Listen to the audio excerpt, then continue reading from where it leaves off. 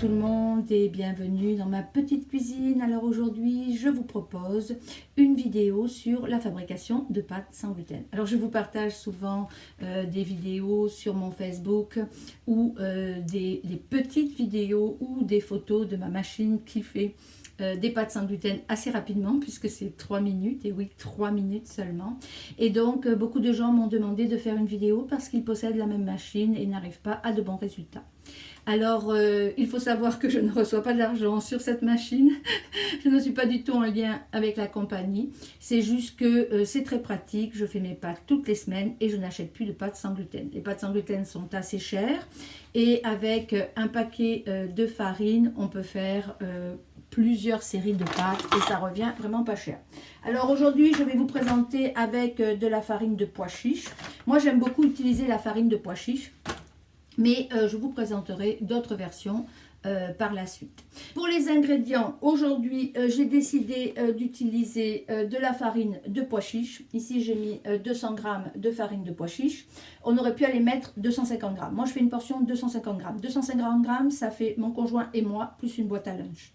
Qu'après, c'est à vous d'ajuster. On peut faire 500 g. Moi, j'aime bien faire mes pâtes fraîches, les manger, puis en refaire quand j'en ai besoin, parce que de toute façon, c'est juste 3 minutes. Je ne vois pas l'intérêt de les accumuler. Donc ici, j'ai été mettre 200 g de farine de pois chiche, et ici, j'ai été mettre 50 g de farine blanche.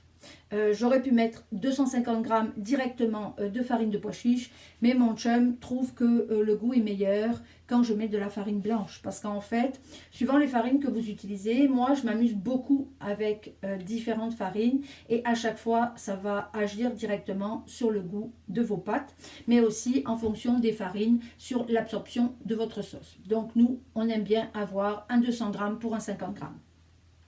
J'ai été aussi prendre de la gomme de xanthan. Alors la gomme de xanthan, j'en mets 2 g.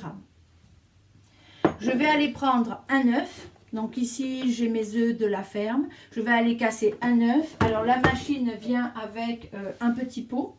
Voilà. Alors moi, je trouve qu'on ne voit pas bien les hauteurs. Ça, c'est quand je fais 500 g. Ça, c'est quand je fais 250 g.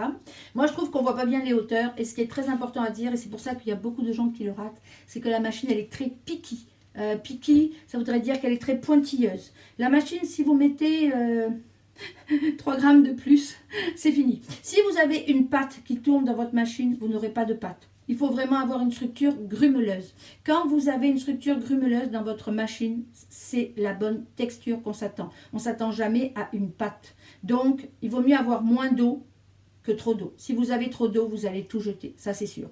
Ce qui est intéressant avec la machine, c'est que moi j'ai celle qui pèse et je n'ai aucun regret. Parce que c'est vraiment important, je vous dis, ça se joue à presque rien. Au départ, je l'ai raté. Maintenant, je sais exactement la quantité. Parfois, je mets ma mesure ici et je la verse pas toute. Je regarde dans ma machine et je sais si je dois verser le petit peu qui reste. Parce qu'on ne veut surtout pas avoir une pâte qui soit agglomérée. Ça, c'est très important. Donc ici, qu'est-ce qu'on va faire? On va aller mettre un œuf et on va combler jusqu'ici avec de l'eau. Moi, c'est comme ça que je fonctionne. Vous pourriez mettre 2 œufs. Moi, je mets toujours un œuf de la ferme, puis je vais combler jusqu'ici avec de l'eau et je me place sous mon trait. Pas au-dessus de mon trait rouge, sous mon trait rouge. C'est 95 ml. Alors, dans un premier temps, je vais aller mélanger mes farines. Donc, comme je disais, j'ai mis 200 g de farine de pois chiche. Et j'ai mis 50 g de farine blanche, farine sans gluten. Voilà. Et j'ai mis aussi à l'intérieur 2 g de xanthan. Donc là, vous mélangez le tout. Et vous mettez sur le côté. Ici, dans mon bocal, je vais aller mettre mon œuf. Voilà. Donc en fait, vous mesurez votre œuf. Voilà. Et là, je vais aller rajouter la différence en eau. Là, je suis à la limite de mon trait. Donc là, je vais aller battre mon œuf. Donc là, je vais aller dévisser la machine. Pour vous montrer, parce que c'est très simple. Je vais aller changer. Parce que ça, c'est des linguines. Puis là, je vais faire des spaghettis aujourd'hui. J'aime bien alterner. Voilà. Donc, on enlève la filière. Donc, je vais enlever la filière. Puis je vais mettre mon autre filière que j'ai choisie. Voilà. Et là, je vais aller remettre mon couvercle. Donc, vous voyez, c'est quand même assez simple. Voilà. Bien vérifier qu'il soit bien enfoncé. Et on visse. Donc, une fois que vous avez choisi votre filière, on va aller l'allumer. Là, je vais vous faire un autre angle pour que ce soit plus facile. On va aller par-dessus. On voit ici qu'on a un endroit, une cuve. Alors, j'ai versé ma farine. Et quand je verse ma farine, vous voyez, j'ai 1. C'est bien important. Il faut avoir 1. Donc là, je suis OK. Donc là, je vais aller remettre mon couvercle sur ma machine. Voilà, je l'enclenche. Je vais aller enclencher ici. Il me dit que ça va être prêt dans 3 minutes. Et là, ce que je fais, c'est qu'il y a des petits trous sur le côté. Et je vais aller verser dans les petits trous, tranquillement. Alors vous voyez, j'ai pas une boule qui se forme. J'ai une pâte grumeleuse. C'est ça qui est très important. Si vous avez une boule, vous n'aurez pas de pâte. Donc là, j'ai fini. J'ai tout versé. Maintenant, je vais attendre. Et dans 3 minutes, mes pâtes vont sortir ici. Alors, on va attendre que les pâtes sortent. Alors ici, vous voyez, j'ai un truc comme ça qui me permet de les sécher. Bon, je vous le montrerai mieux. Là, j'ai un petit outil.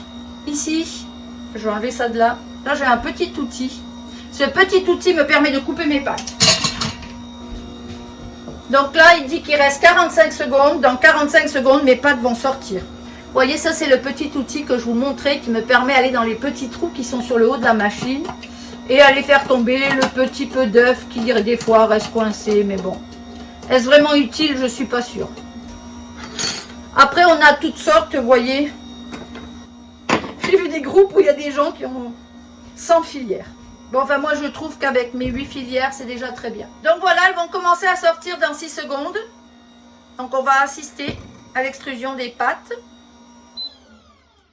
Donc là, elle me dit qu'elle est prête. Et là, les pâtes vont commencer à sortir. Alors, je vérifie toujours que ma machine est bien enclenchée. Et là, on va le voir.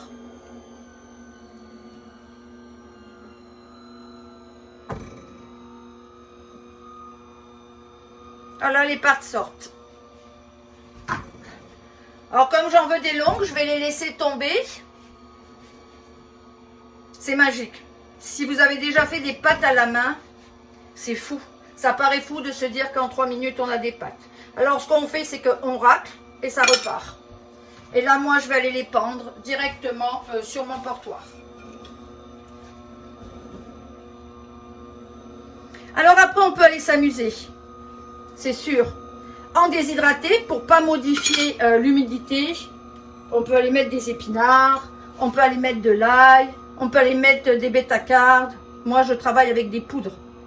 Et ce que je fais, c'est que je garde la même quantité en poids. Donc, vous voyez, elles sont assez belles. Elles sont souples. Aucun des trous n'est bouché. 3 minutes, montre en main, vous avez vos pâtes fraîches. Alors là, vous voyez, ça ralentit. Vous voyez que le rythme ralentit. Quand le rythme ralentit, j'arrête.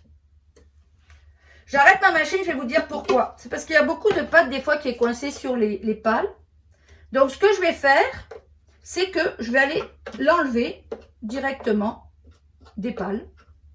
Voilà. Puis, des fois, il y en a, bon, c'est un peu plus attaché dans la cuve. Alors, avec cet outil, ben, vous pouvez aller frotter dans la cuve. Voilà. Et là, je vais repartir ma machine. Alors, c'est sûr que moins il y a de pâtes dans la machine, ben plus c'est lent parce qu'il faut que ça le monte, ça le passe par le trou. En général, on arrive à utiliser presque toute la quantité de farine qui est à l'intérieur. C'est sûr que des fois, il en reste un peu, mais on ne va pas virer fou. Vous voyez comme elles sont belles, elles sont souples. Alors, j'ai différentes recettes. Je fais différentes recettes. Ça, c'est une recette de base qui reste très facile, très simple et qui donne de bons résultats. Alors, vous voyez, quand la machine, vous voyez comme ça bouge ici. Vous voyez, la machine a du mal. Ça veut dire que on voit que la vitesse a beaucoup diminué. Et là, la machine, elle tire. Donc là, j'arrête. Comment j'arrête? Alors, j'appuie. Et ensuite, j'arrête ma machine. Donc ici, là, vous voyez, j'ai mes pâtes que j'ai mis à sécher. Alors avant, j'avais pas du tout d'appareil comme ça. C'est ma fille qui m'a acheté cet étendoir à pâtes. Mais avant, je les mettais, vous pouvez les étendre sur n'importe quoi. Un rack à vaisselle que vous mettez à l'envers. Enfin, un système D, ça marche très bien aussi. Et donc là, je vais aller les jeter dans l'eau. Et elles vont cuire 3 minutes. Voilà, les pâtes sont dedans. J'ai enlevé le couvercle. Donc là, on les voit. Je vais aller remuer. Bon, je remue une fois. Donc, j'ai mis du sel, j'ai mis de l'huile. Et là, j'ai parti un timer. Et sur mon timer, je vais mettre 4 minutes. Dans 4 minutes, je vais les goûter, elles seront prêtes. Alors voilà, c'est terminé, les pâtes sont faites. Comme vous voyez, les pâtes sortent vraiment en 3 minutes. C'est sûr que pour quelqu'un qui a déjà fait des pâtes directement, des pâtes fraîches, ça paraît fou, mais oui, c'est possible. Alors c'est sûr que on peut aller rajouter toutes sortes de déshydratés. Moi, je fais des rouleaux aux légumes, que ce soit au poivron, aux tomates ou aux carottes. Et alors là, on va aller mettre notre déshydraté directement avec la farine en même poids. Et on va avoir des pâtes de couleur et des pâtes qui vont être aux légumes. Voilà, j'espère que vous avez aimé cette vidéo. Je vous dis à la prochaine fois. Au revoir.